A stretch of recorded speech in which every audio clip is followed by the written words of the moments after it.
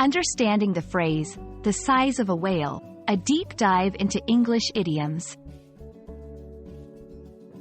Hello, everyone. Today, we're embarking on an exciting journey to explore the fascinating world of English idioms, specifically the phrase, the size of a whale.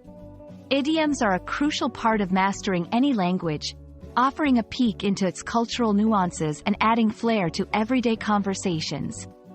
So, let's dive deep into understanding what it means when something is described as the size of a whale. At first glance, the size of a whale might seem straightforward. It's comparing something's size to that of a whale, one of the largest creatures in the animal kingdom. But there's more to it than just a simple comparison. This phrase is often used to emphasize extreme largeness or enormity in a somewhat exaggerated or humorous way. It's not just big, it's massively big, highlighting the speaker's astonishment or emphasis on the size. This idiom is versatile, used in both formal and informal contexts, though it's more commonly found in casual conversation, storytelling, or descriptive writing.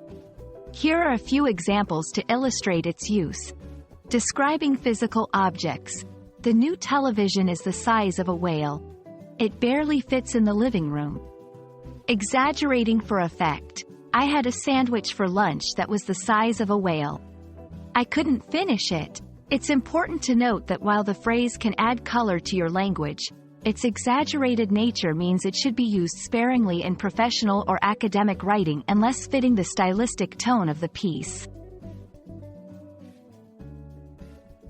Understanding idioms also involves a peek into the culture they originate from.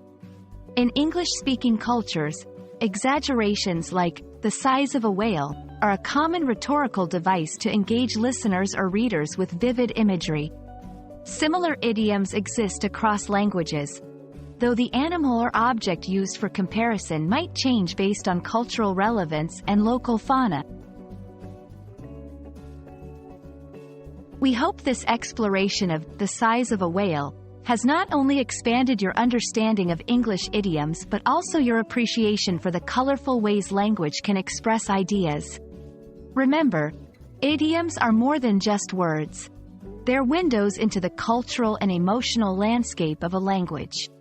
Happy learning, and we can't wait to see you use the size of a whale in your next English conversation.